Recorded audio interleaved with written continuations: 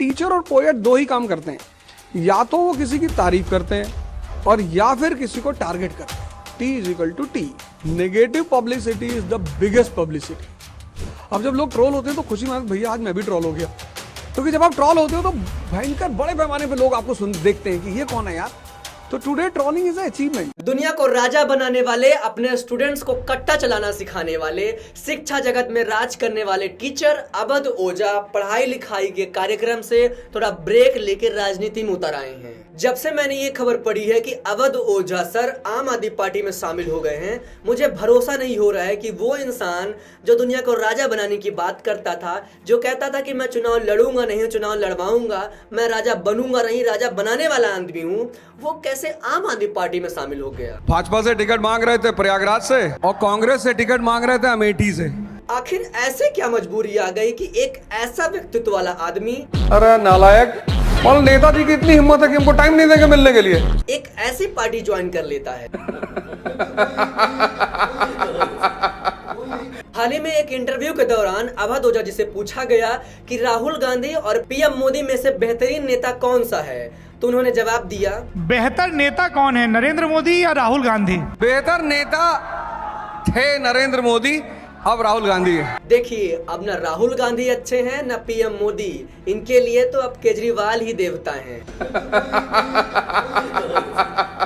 अवध ओझा जी हमेशा से कहते थे कि तुम राजा हो, तुम ऐसी चाल चलो कि सामने वाला अंदाजा लगाता रह जाए कि बीजेपी में जाएंगे, कि समाजवादी पार्टी में जाएंगे, कि कांग्रेस में जाएंगे। भाजपा से टिकट मांग रहे थे प्रयागराज से और कांग्रेस से टिकट मांग रहे थे अमेठी से, और तुम अचानक से एक ऐसी पार्टी चुन लो, आम आदमी पार्टी जैसी पार्टी, जो कि बिल्कुल लीग से अलग हो। फिर देखो दुनिया तुम्हारे डिसीजंस पे कैसे बातें करती है, जैसे मैं कर रहा हूँ। मजाक की बात अलग है, पर मेरे दिमाग में ये ख्याल आता है कि अवध ओझा सर जैसा व्यक्तित्व, जो कि राजा से लेके हवाबाजी तक, कट्टा से लेके यूपीएससी तक, इतना ऐसा ठेठ यूपी वाला व्यक्तित्व लेके वो कैसे आम आदमी पार्टी में शामिल हो गए। मुझे लगता है कि जिस तरीके का उनका व्यक्तित्व है, उन्हें समाजवादी पार्टी या बीजेपी में जाना चाहिए था, क्योंकि समाजवादी पार्टी या बीजेपी का कॉम्बिनेशन, वो भी उत्तर प्रदेश में, वो कहीं से भी चुनाव लड़ते तो बिना ज्यादा एफर्ट दिए ही जीत जाते। पर खैर छोड़ो, जहां जाना था तहां चले गए। शायद उनके कुछ वादे रहे होंगे केजरीवाल जी के साथ।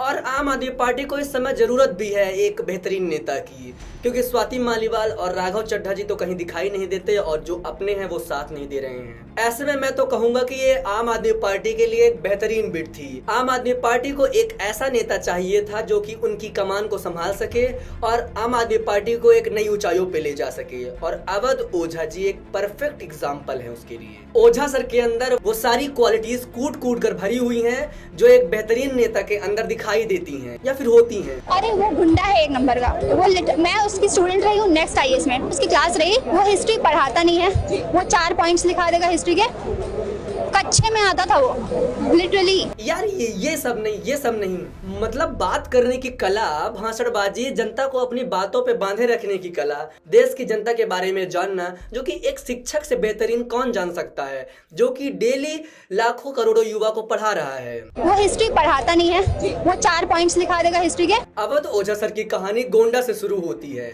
अवध ओझा सर एक बार बताते हैं कि वो एक बार सिगरेट पी रहे थे और सिगरेट पीते हुए उन्हें उनके पिताजी पकड़ लेते हैं और कहते हैं कि बताओ अवध, तुम कौन से ब्रांड की सिगरेट पीते हो? ऐसे चोरी छुपे तुम्हें सिगरेट पीने की कोई आवश्यकता नहीं है, मैं अगले दिन तुम्हें एक सिगरेट का बंडल और लाइटर ला के दूंगा, फिर तुम घर में बैठ के पीना, बाहर जाने की क्या जरूरत है तुम्हें। और वो एक दिन और आज अवध ओझा सर ने पीछे मुड़ के कभी नहीं देखा। वो एक टर्निंग पॉइंट था उनके जीवन के लिए। सिगरेट पीने से लेके आम आदमी पार्टी का नेता बनना, शिक्षक बनना, यूपीएससी के बच्चों को पढ़ाना और आईएएस राजा रंगबाज बनाना, इतना सब कुछ होने के बाद एक आम घर में तो विश्व युद्ध चालू हो जाता। लेकिन ये घर एक राजा का घर था, एक ऐसा राजा जो कि देश के बच्चों को आईएएस बनाएगा, उन्हें कट्टा चलाना सिखाएगा और फिर आम आदमी पार्टी की कमान भी तो संभालनी है। इतना सब कुछ होने के बाद अवध ओझा सर एक अच्छे व्यक्तित्व के तौर पर उभरते हैं और लगभग सभी टीचर्स की तरह अवध ओझा सर को भी लॉकडाउन का खूब फायदा मिलता है।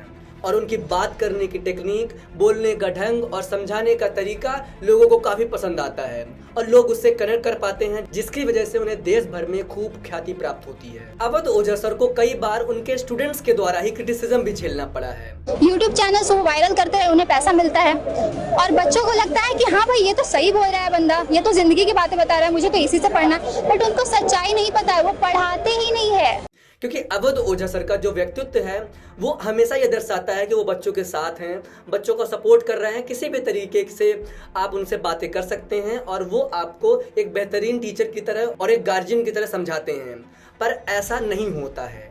दिल्ली की राव आईएएस कोचिंग की लाइब्रेरी में जब 2-3 बच्चों की बाढ़ की वजह से जान जाती है तो अवध ओझा सर उस समय बच्चों का साथ नहीं देते हैं और ये बात बच्चों को बहुत ज़्यादा खलती है और ये गुस्सा जायज़ भी लगता है, क्योंकि एक तरफ आप बता रहे हैं कि आप बचपन से ही बहुत ज़्यादा बहादुर किस्म के थे, आप लोगों की बात नहीं सुनते थे, आप कहीं भी जाके कुछ भी कर देते थे।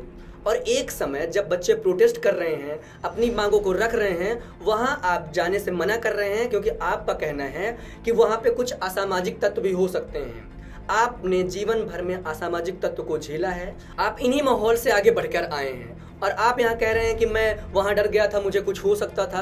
ये बिल्कुल इलॉजिकल बात थी। आप अपने ही बच्चों के गुस्से को झेल नहीं पाए और आपने अपनी सफाई में बहुत सारी चीजें कही, वो बात अलग है। क्योंकि जहाँ एक्सपेक्टेशंस मैच नहीं करती हैं वहाँ नाराजगी आ ही जाती है। ये चाहे हमारी बात हो या आपकी बात हो या पर्सनल जीवन की बात है। अरे मैं तो फिलोसफर बन गया। खैर केजरीवाल जी, आप चिंता मत करिए, जैसे भी हो जो भी हो, अवध ओझा सर अब हमारे हैं। अवध ओझा सर ने अब आम आदमी पार्टी ज्वाइन कर ली है तो वो हमारे हो गए। और मोस्ट इंपॉर्टेंट बात, जनवरी में ही दिल्ली में असेंबली इलेक्शंस भी होने वाले हैं। अब देखना ये होगा कि अवध ओझा सर क्या आम आदमी पार्टी को कोई फायदा करवा पाएंगे, क्योंकि उनकी ऑडियंस जो कोर ऑडियंस है वो तो यूपी की है। और सबसे बड़ी बात ये कि क्या वो अपने उसूलों पे खड़े रहेंगे, क्या वो अपने वादों को पूरा करेंगे, क्योंकि आम आदमी पार्टी की तरह कहीं ये भी तो धोखा नहीं दे देंगे। क्योंकि वादे तो बहुत बड़े बड़े हुए थे कि एजुकेशन सिस्टम इतना भयंकर कर देंगे, एजुकेशन सिस्टम वर्ल्ड क्लास होगा, दिल्ली वर्ल्ड क्लास होगी, भारत वर्ल्ड क्लास होगा। मोदी जी ने, कांग्रेस ने, आम आदमी पार्टी ने, सारी पार्टियां करती हैं। अगला क्या अवध जी आप भी इसी लाइन पे उतर आएंगे क्या? अवध सर धोखा मत दीजिएगा, उम्मीदें बहुत हैं आपसे, यूपी की जनता की। लेकिन 28 में अपनी पार्टी खुद बनाएंगे, अब की बार किसी से कोई वोट की